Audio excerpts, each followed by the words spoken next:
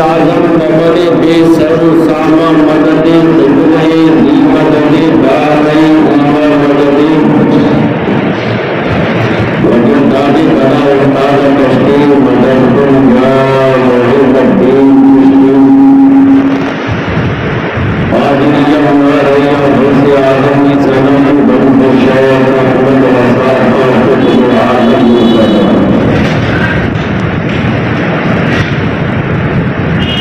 مصطفیٰ غلط آواز سے نبی اور آئے نبی کی بارگاہ میں محمد کا حقوق اٹھنا بنتا ہے اللہم صلی علی سیدنا و مولانا محمد وعلى آلہ وصحبہ وبارک وسلم السلام علیکم یا رسول اللہ۔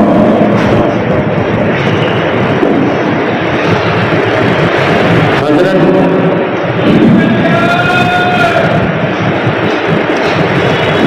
اللہ کے ولی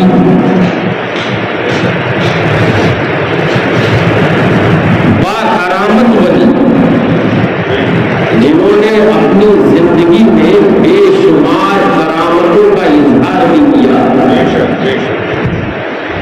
جن کی کرامتوں کو لوگوں نے لکھا بھی اور لوگوں نے خود پڑھا بھی۔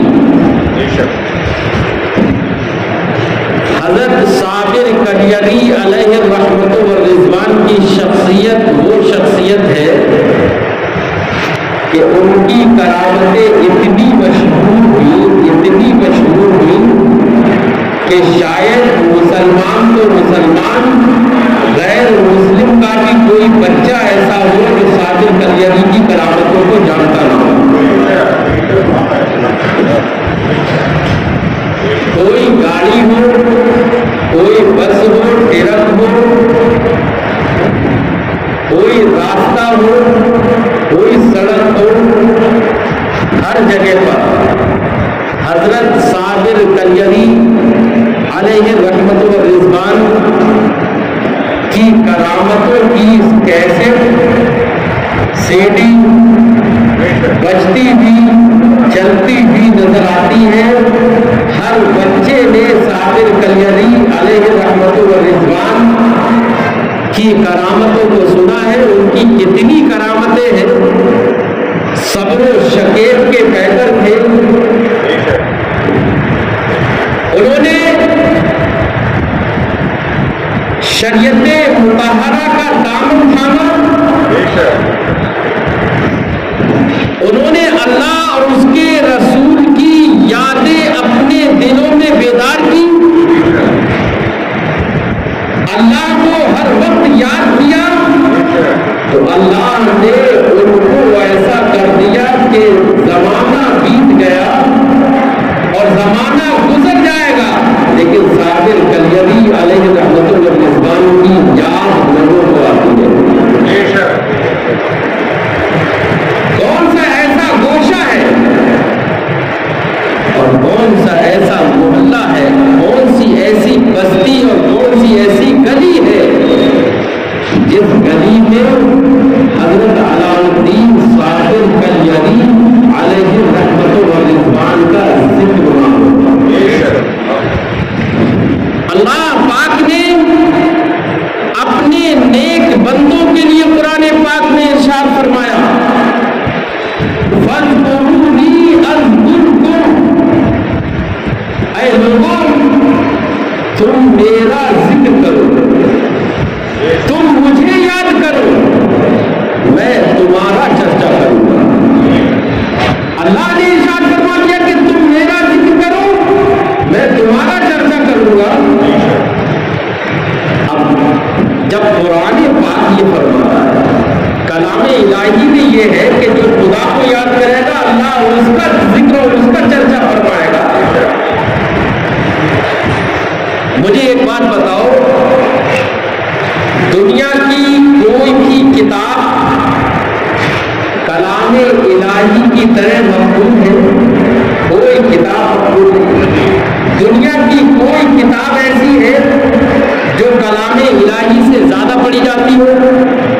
کوئی کتاب ایسی نہیں ہے جو کلام الہی سے پائی جاتی ہو، چاہے وہ ایمان والا ہو یا غیر ایمان والا ہو، مسلم ہو یا غیر مسلم ہو، ہر آدمی اس بات کی شہادت دے دے گا کہ دنیا کے اندر سب سے زیادہ پڑھی جانے والی کتاب اگر ہے تو وہ کتاب الہی ہے، وہ کلام اللہ ہے، وہ قرآن پاک ہے۔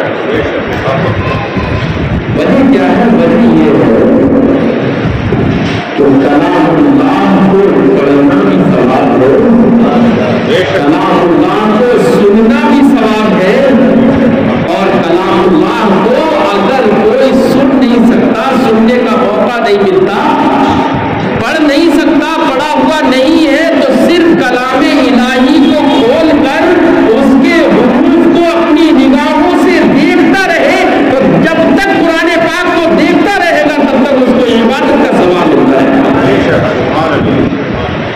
تو کلام الہی سے زیادہ پڑھی جانے والی کتاب، کلام الہی سے زیادہ سنی جانے والی کتاب، اور قرآن پاک سے زیادہ یاد کی جانے والی کتاب دنیا کے اندر کوئی دوسری کتاب ہی نہیں ہے، بلکہ یہ بات متفق علیہ ہے۔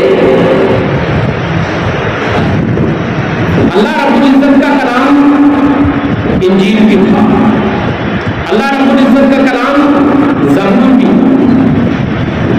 اللہ رب العزت کا کلام توریت بھی، اور بے شمار صحیفے اللہ نے اپنے نبیوں پر نازل فرمائے، لیکن لوگوں نے ان صحیفوں میں بدلاؤ کر دیا، تبدیلی کر دی، ترمیم کر دی، اپنے دل اور اپنی چاہت کے مطابق اسے بنا لیا۔ وجہ کلام الہی تو وہ بھی تھے، کلام الہی تو قرآن بھی تھے۔ وجہ دو ہے، ایک وجہ یہ ہے کہ اللہ نے قرآن پاک کے بارے میں خود ارشاد فرما دیا، اِنَّا نَحْنُ نَزَّلْنَا الذِّکْرَ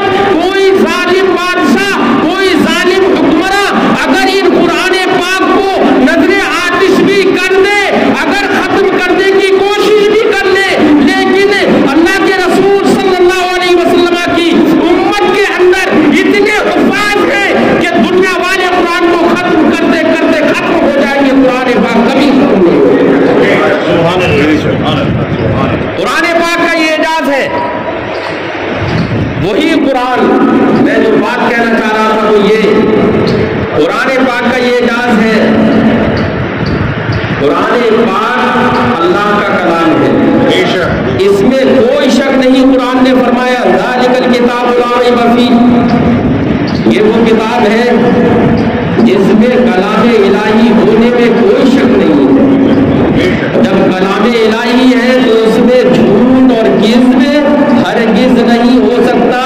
ہمارے خدا نے جو فرما دیا وہی حق ہے اور وہی حق رہے گا۔ بے شک بے شک۔ اب جب قرآن میں اللہ نے ارشاد فرمایا فاذکرونی اذکرکم، لوگوں تم مجھے یاد کرو، تم میرا ذکر کرو، میں تمہارا چرچا کر دوں گا۔ مجھے یہ بتاؤ یہ اللہ کا کلام، یہ اللہ کا فرمان جھوٹا ہو سکتا ہے؟ کبھی جھوٹا نہیں ہو سکتا۔ تم اللہ کی یادیں کرو۔ ایک عام آدمی بھی اگر مسجد میں اللہ کی یادیں تازہ کرتا ہے، مسجد میں اپنے سر کو جھکاتا ہے، اپنے محلے والوں کو اس کے محلے والے جان جاتے ہیں کہ اگر ایک عام آدمی بھی جس سے کوئی کرامت صادر نہیں ہوتی ہے اگر وہ نماز کا پابند ہو جاتا ہے، اللہ کی یادوں کو اپنے دلوں میں سجا لیتا ہے، اس کا سر اگر جھکتا ہے تو خدا کے لیے جھکتا ہے۔ اگر اس کا بھی انتقال ہوتا ہے تو اس کے انتقال کرنے کے بعد بھی اس کے بستی والے بھی کہتے ہیں یہ اس آدمی کا جنازہ ہے جس آدمی کی بنا پر مسجد آباد رہا کرتی تھی، یہ اس نمازی کا جنازہ جا رہا ہے جس کی بنا پر اس کے محلے والے سکون سے رہتے تھے، اس کے پڑوسی اس کی تعریف کیا کرتے تھے۔ جب عام آدمی خدا کا ذکر کرے تو خدا اس کو ایسے یاد فرماتا ہے کہ لوگوں کے دلوں میں اس کی محبت ڈال دیتا ہے۔ اب یاد کرو ان اللہ کے نیک بندوں کو کہ جنہوں نے اللہ کا ایسا ذکر کیا کہ خدا کے فرمان، خدا کی عطا سے انہوں نے کرامتیں بھی دکھائی، خدا کی عطا سے انہوں نے لوگوں کو دکھایا کہ خدا کیا ہے، اسلام کیا ہے۔ اسلام کی قوت اگر سینے کے اندر آ جاتی ہے تو اس سینے کی قوت اور مضبوطی کا عالم یہ ہوتا ہے کہ صابر کلیری نے اپنی نگاہوں کو اٹھایا تو نگاہوں کو اٹھانے کے بعد یہ بتا دیا کہ دل کے اندر جب ذکر الہی ہوتا ہے تو نگاہوں سے صرف ابصارت نہیں نکلتی ہے، یہ نگاہوں سے نکلنے والی روشنی ایسی بھی ہو سکتی ہے کہ سامنے والوں کو جلا کر خاک کر سکتی ہے۔ بے شک بے شک۔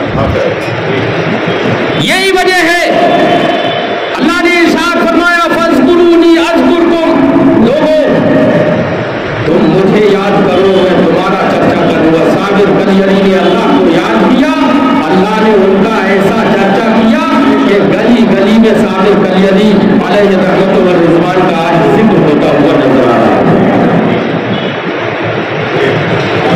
تو صابر کلیری علیہ رحمت و رضوان اللہ کے نہایت ہی مقرب بندے تھے۔ ایک حدیث قدسی میں پیش کرتا ہوں۔ اللہ کے رسول صلی اللہ علیہ وسلم روایت فرماتے ہیں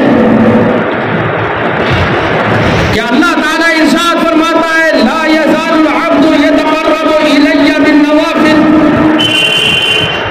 حتی كنت سمعه الذي يسمع به وبصره الذي يبصر به ويده التي يبطش بها ورجله التي يمشي بها۔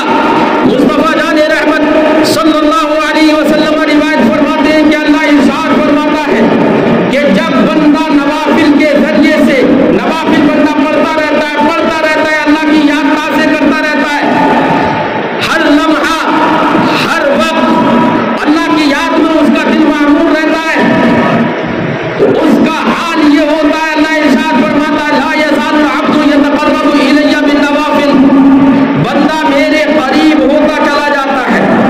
کس کے قریب؟ دنیا والوں کے قریب نہیں، دنیا کو پیدا کرنے والے کے قریب ہوتا چلا جاتا ہے۔ لا یزال العبد یتقرب الی بالنوافل، بندہ نوافل کے ذریعے سے اللہ کی اطاعتوں کے ذریعے سے میرے قریب ہوتا چلا جاتا ہے، میرے قریب ہوتا چلا جاتا ہے۔ لا یزال العبد یہ لفظ عربی کا جو ہے اس کا معنی ہے لگاتار میرے قریب ہوتا چلا جاتا ہے۔ اس سے ایک بات یہ سمجھ میں آتی ہے کہ اللہ کے قرب، اللہ کی بارگاہ میں مراتب، اللہ کی بارگاہ میں درجات کی انتہا نہیں ہے۔ ایسا نہیں ہے کہ ایک اسٹیپ پہ پہنچ گیا تو اب دوسرے اسٹیپ پہ 3 step, second, third, fourth step پہ جانے کے بعد رک گیا۔ لا یزال العبد، یہ لفظ بتا رہا ہے کہ اللہ کی بارگاہ میں قرب اور نزدیکی کے اسٹیپس نہیں ہے، درجات نہیں ہے۔ درجات ایسے نہیں ہیں کہ وہاں پر کسی درجے پر جا کر آدمی رک جائے، بلکہ قریب ہوتا رہتا ہے۔ جتنی عبادت الہی کرتا رہتا ہے اتنا ہی خدا کے قریب ہوتا رہتا ہے۔ لا یزال العبد یتقرب الی بالنوافل، بندہ نوافل و طاعات کے ذریعے سے اللہ فرماتا ہے میرے قریب ہوتا رہتا ہے۔ اب جب خدا کا قرب حاصل ہو جاتا ہے، بارگاہ الہی میں مقبول ہو جاتا ہے، تو اس کا حال کیا ہوتا ہے؟ میں حضرت ثابت کلیری علیہ رحمت و رضوان کی کرامات کی طرف اشارہ کرنا چاہتا ہوں۔ آپ نے سنا ہوگا کہ حضرت ثابت کلیری علیہ رحمت و رضوان نے کسی چیز پر اشارہ کیا تو جنگل کے جنگل بھی خاک ہو گئے۔ بے شک بے شک۔ کسی کی طرف نگاہ اٹھا کر دیکھ لی تو وہ جل کر خاکستر ہو گئی۔ کسی کو حکم دے دیا کہ سارے جھک رہے ہیں، تو کیوں نہیں جھکتی؟ تو پتا چلا کہ وہ بھی سربت سجود ہو گئی۔ یہ ساری کرامتیں جو لوگ بیان کرتے رہتے ہیں، میں ان کرامتوں کے اوپر کوئی بیان نہیں کرنا چاہتا، لیکن یہ بیان کرنا چاہتا ہوں کہ حضرت صابر کلیری علیہ رحمت و رضوان سے ایسی کرامتیں صادر ہوئی، لوگ سمجھتے ہیں کہ یہ سب بناوٹی چیزیں ہیں، بیان صرف لوگوں نے بیان کیا ہے، یہ فرضی اور من گھڑت ہے۔ ایسا نہیں ہے، امکان ہے کہ ایسا ہوا ہو۔ کیوں؟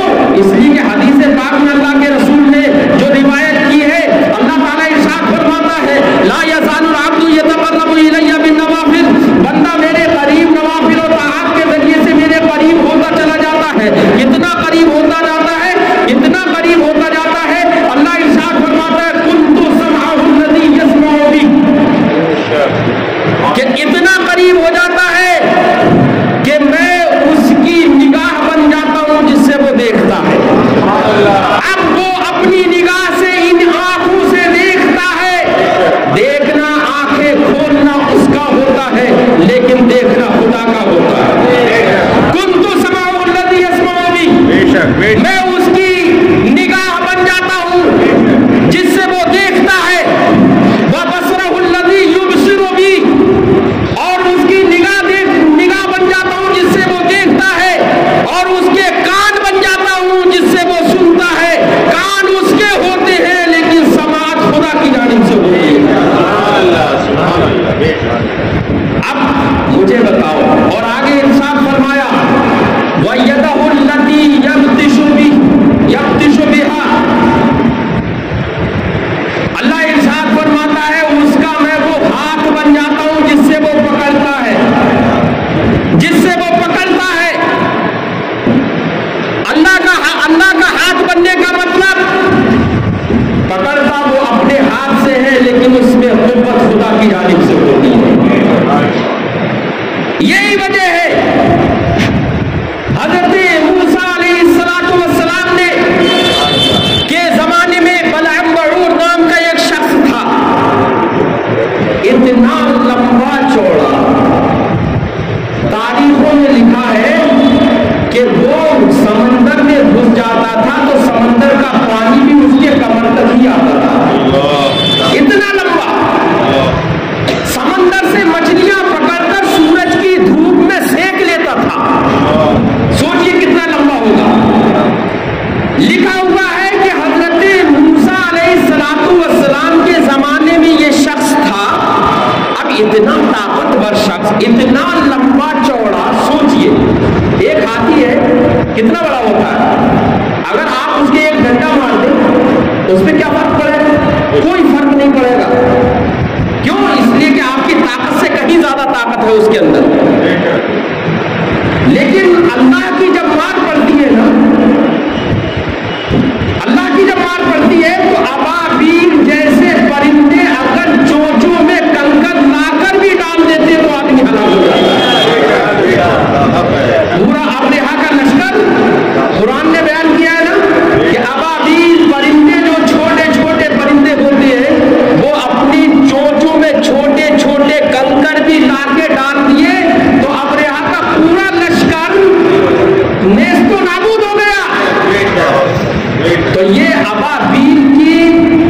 کنکر پھینکنے کی کرامت ہے، کرامت نہیں ہے، بلکہ یہ ہے کہ خدا کی جانب سے مار تھی۔ تو خدا کی جانب سے اگر مار ہو تو ایسی صورت میں ایک چھوٹی چیٹی بھی ہاتھی کو مار دے گی۔ تو میں یہ بتانا چاہ رہا تھا کہ خدا کی جانب سے جب قوت حاصل ہوتی ہے تو شریعت بھی کہتی ہے کہ اگر 1200 کوس دور تک اگر جنگل بھی نگاہیں جلا دے تو کوئی یہ وعید نہیں ہے۔ جلال کی نگاہیں اٹھ جائیں اور کسی کو خاکستر بنا دے، شریعت مطہرہ کہتی ہے یہ کوئی محال چیز نہیں ہے، ممکن ہے، کیونکہ قرآن ارشاد فرماتا ہے کہ میں اس کا ہاتھ بن جاتا ہوں جس سے وہ پکڑتا ہے، کیونکہ حدیث قدسی بیان کرتی ہے میں اس کا کان بن جاتا ہوں جس سے وہ سنتا ہے، میں اس کی نگاہ بن جاتا ہوں جس سے وہ دیکھتا ہے۔ اب نگاہ اس کی ہوتی ہے، دیکھنا خدا کا ہوتا ہے، ہاتھ اس کا ہوتا ہے، پکڑنا خدا کا ہوتا ہے۔ اب اگر ایسا شخص جو خدا کا قریب ہو جائے، ایسا شخص اگر کسی کے ایک انگلی بھی مار دے تو اگر خدا کی مار ہوگی تو وہ انگلی سے بھی مر جائے۔ میں یہی بتانا چاہتا تھا کہ بلعام بعور اتنا بڑا شخص لیکن کافر تھا، حضرت موسیٰ علیہ السلام پر ایمان نہیں لایا، اللہ کا ماننے والا نہیں تھا، لیکن اتنا بڑا کہ حضرت موسیٰ علیہ السلام نے اس کے جب اپنا ڈنڈا مارا حضرت موسیٰ علیہ السلام نے، تو ڈنڈا کہاں تک پہنچا؟ کود کے مارا تو اس کے ٹخنے تک ڈنڈا پہنچا، کود کے مارا تو ڈنڈا ٹخنے تک پہنچا۔ سوچئے اس کا پیر کتنا بڑا۔ لیکن میں یہی بتانا چاہ رہا ہوں جب خدا کی جانب سے مار ہوتی ہے تو حضرت موسیٰ علیہ السلام نے کود کر جب اس کے ڈنڈا مارا، اپنا عصا مارا، تو اسی ایک ڈنڈے ہی سے اس کی موت ہو گئی۔ تو جب خدا کی جانب سے قوت حاصل ہو جاتی ہے تو نگاہ اٹھ جائے تو جنگل کے جنگل بھی جل کر خاکستر ہو سکتے ہیں، ہاتھ اٹھ جائے تو ہاتھ اٹھنے کی بنا پر اگر کسی کی جانب ہاتھ اٹھ گیا تو کوئی اگر عقیدت مند ہے تو اس کو مالا مال بھی کر دے گا، اور اگر کوئی عقیدت مند نہیں ہے تو اس کو نیست و نابود بھی کر دے گا۔ زبان اگر کھل گئی کہ سارے لوگ عبادت میں اللہ کے لیے سر جھکا رہے ہیں، مسجد تو سر کیوں نہیں جھکاتی، زبان سے نکل جائے تو یہ بڑی بڑی عمارتیں بھی چھپتی ہوئی نظر آتی ہیں۔ کیوں؟ وجہ یہی ہے کہ اللہ نے ارشاد فرمایا کنت سمعه الذي يسمع به وبصره الذي يبصر به ويده التي يبطش بها ورجله التي يمشي بها۔ مصطفیٰ جان رحمت روایت فرماتے ہیں، اللہ ارشاد فرماتا ہے کہ جب بندہ طاعات اور نوافل کے ذریعے سے میرے قریب ہوتا رہتا ہے، اتنا قریب ہو جاتا ہے، اتنا قریب ہو جاتا ہے کہ میں اس کی نگاہ بن جاتا ہوں جس سے وہ دیکھتا ہے۔ اب نگاہ اس کی ہوتی ہے،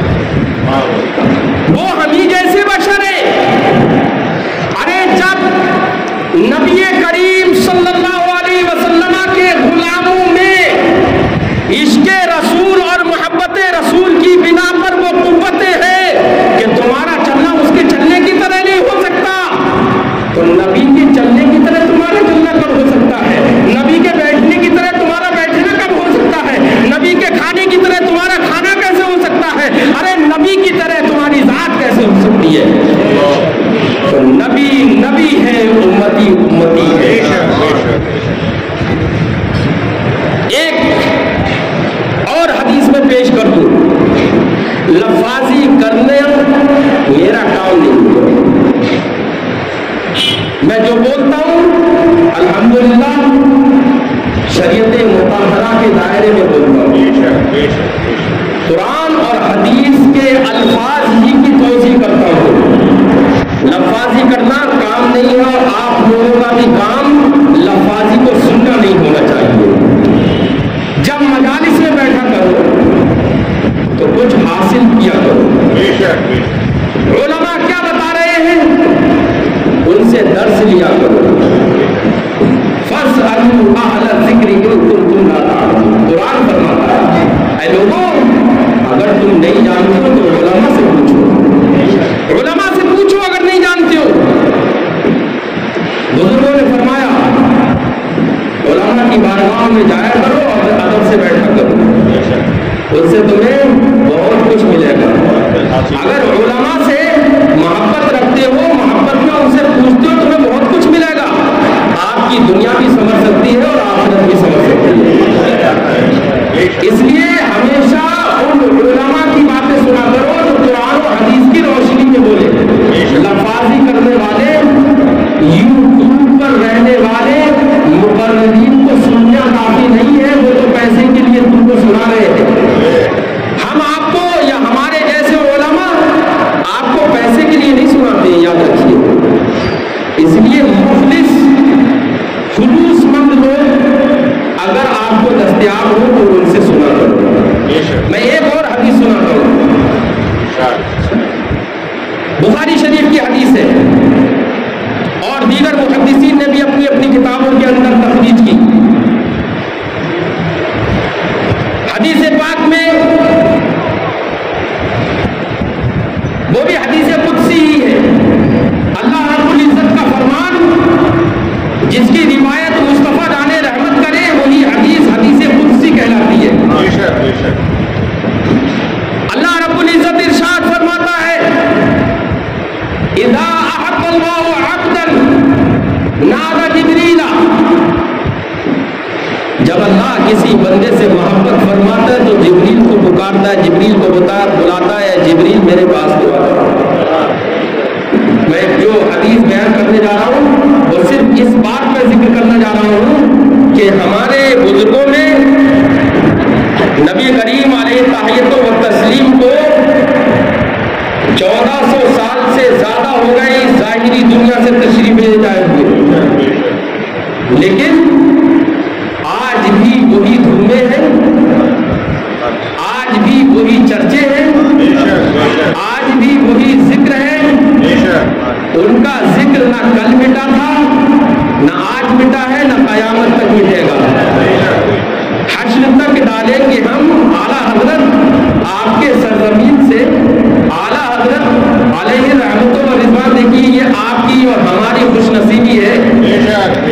جب کسی دوسرے شہر والا اعلیٰ حضرت کا شعر پڑھتا ہے نا تو وہ کہتا ہے بریلی کے تاجدار امام اہل سنت مجدد دین و ملت نے یہ کہا. یہ ہماری اور تمہاری خوش نصیبی ہے کہ ہم کہتے ہیں کہ ہمارے ان اعلیٰ حضرت نے یہ کہا. اشارہ کر کے کہتے ہیں اس شخصیت نے یہ کہا ہے. کیوں؟ اس لیے کہ تم کو اعلیٰ حضرت سے قرب مکانی حاصل ہے. قرب مکانی حاصل ہے. تو ہمارے ان اعلیٰ حضرت نے فرمایا تو مصطفیٰ کا ذکر نہ کل مٹا تھا نہ آج مٹا ہے نہ قیامت تک مٹے گا. مٹانے والے مٹ گئے لیکن ان کا ذکر کبھی نہ مٹا ہے نہ مٹتا ہے نہ مٹے گا. اور کہتے ہیں کہ ذکر تو ہم ان کا صرف اپنی زندگی میں نہیں, صرف اسی وقت میں نہیں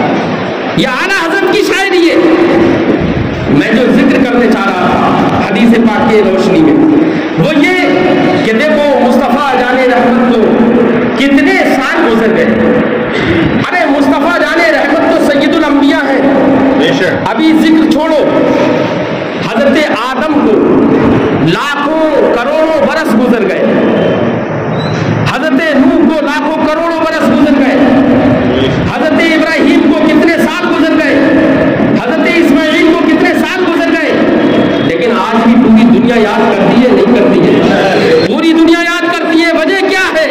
کہ انہوں نے اللہ سے محبت کی، اللہ نے ان سے محبت کی۔ ارے یہ تو انبیاء علیہ السلام کی ذات ہے۔ انبیاء علیہ السلام کے غلاموں کی طرف آ جاؤ، حضرت ابو بکر صدیق کو کتنے سال گزر گئے، آج بھی دنیا یاد کرتی ہے نہیں کرتی ہے؟ حضرت عمر فاروق کو کتنے سال گزر گئے، ان کی عدالت کو آج بھی دنیا یاد کرتی ہے نہیں کرتی ہے؟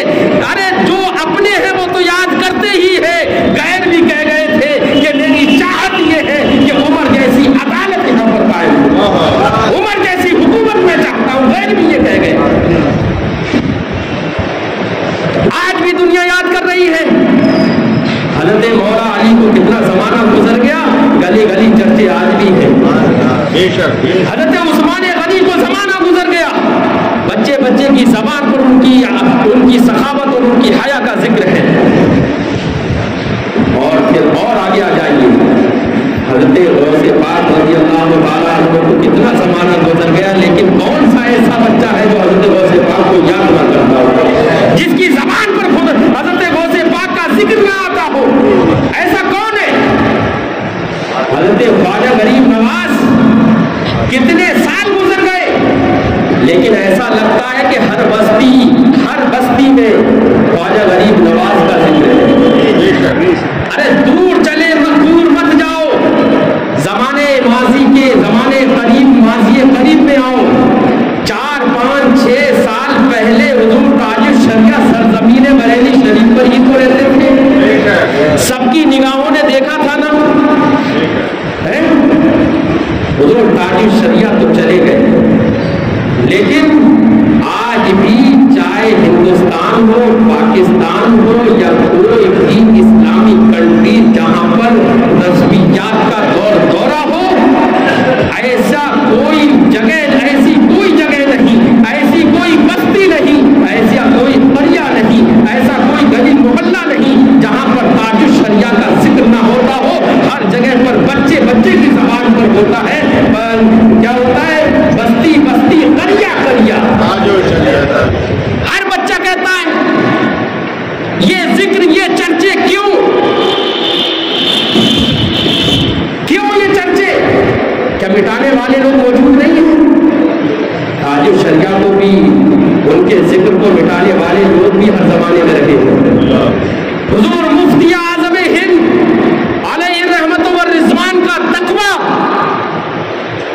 ان کی پرہیزگاری، ان کی اطاعت خدا بندی، شریعت مطہرہ کی پابندی، ایسی پابندی کہ کون ایسا ہے جو ان کے تقویٰ، شیاری اور پرہیزگاری کا ذکر آج نہ کرتا ہے؟ بلکہ حضور تاج الشریعہ، حضور صدر العلماء کے مریدین کی بات اس وقت تک مکمل نہیں ہو سکتی ہے جب تک کہ حضور مفتی اعظم ہند کا ذکر نہ کریں، کیونکہ ان کو جو طاقتیں ملی، ان کو جو قوتیں ملی، ان کو جو تصرفات ملے، ان کو جو علم و آگہی ملی، ان کو جو آشنائی حاصل ہوئی، تو حضور مفتی اعظم ہند کی تو دین ہے۔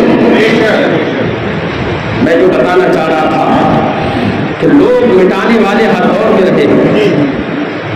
حضرت ابراہیم خلیل اللہ دنیا میں تشریف لائے، ان کی بات کو دبانے والا، ان کی بات کو ختم کرنے والا نمرود بھی سامنے آ گیا۔ حضرت موسیٰ کلیم اللہ دنیا میں تشریف لائے، فرعون ان کے مقابلے میں آیا۔ مصطفیٰ جان رحمت صلی اللہ علیہ وسلم دنیا میں مبعوث ہوئے تو ابو جہل، ابو لہب، شداد، عتبہ، پتہ نہیں کتنے کتنے کٹر کافر مصطفیٰ جان رحمت کی بات کو دبانے کے لیے کوشش میں رہے، لیکن جو چیز حق ہوتی ہے، جو حق ہوتی ہے وہ کبھی دبتی نہیں ہے۔ قرآن نے فرما دیا ہے وَقُلْ جَاءَ الْحَقُّ وَزَهَقَ الْبَاطِلُ، اے محبوب فرما دو حق آ گیا ہے اور باطل مٹ گیا ہے۔ تو جہاں جہاں پر باطل نے اپنے چنگل لگانے کی کوشش کی ہے،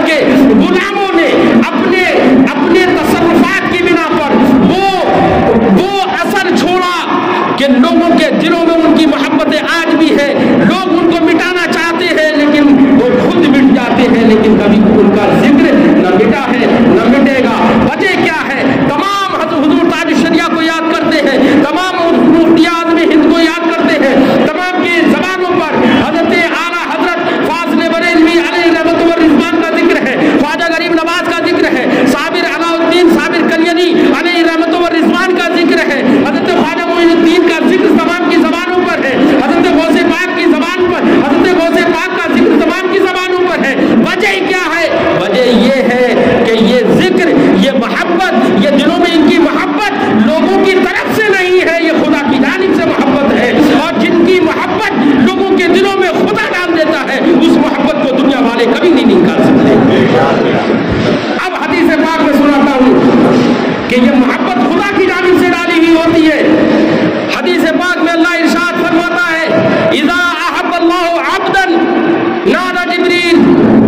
जब अल्लाह किसी बंदे से मोहब्बत फरमाता है, किसी बंदे से मोहब्बत फरमाता है, तो जिब्रील को हुक्म देता है, जिब्रील आओ। हज़रत जिब्रील अर्ज करते हैं, ऐ अल्लाह क्या हुक्म है? तो अल्लाह रब्बुल इज़्ज़त इरशाद फरमाता है, ऐ जिब्रील मुझे मेरे इस बंदे से मोहब्बत हो गई है, मुझे इस बंदे से मोहब्बत हो गई है। हज़रत जिब्रील अर्ज करते हैं, अल्लाह मेरे लिए क्या हुक्म है? तो अल्लाह ताला इरशाद फरमाता फ़अहिब्बा, ऐ जिब्रील जब मुझे मोहब्बत है इस बंदे से, तो तू भी इससे मोहब्बत कर। तो हज़रत जिब्रील भी मोहब्बत करते हैं। देखिए अल्लाह वालों की मोहब्बत का आगाज कहाँ से हो रहा है, ये इस पर ध्यान दीजिए। अल्लाह वालों की मोहब्बत का आगाज दुनिया वालों से नहीं होता है, दुनिया के पैदा करने वाले से होता है। सबसे पहले मोहब्बत खुदा करता है और फरमाता है, जिब्रील जब मैंने इससे मोहब्बत की तो तू भी इससे मोहब्बत कर। हज़रत जिब्रील भी मोहब्बत फरमाते। हज़रत जिब्रील अर्ज करते हैं, अल्लाह अब मेरे लिए क्या हुक्म है?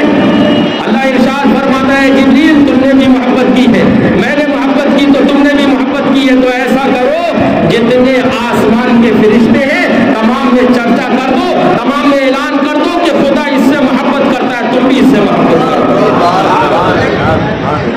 तो सारे आसमान के फरिश्ते भी उससे मोहब्बत करने लगे। फिर हज़रत जिब्रील अर्ज करते हैं, अल्लाह अब मेरे लिए क्या हुक्म है? तो अल्लाह इरशाद फरमाता है, जिब्रील जाओ जमीन में उतर जाओ और जमीन वालों के दिलों में डाल दो कि खुदा इस बंदे से मोहब्बत करता है।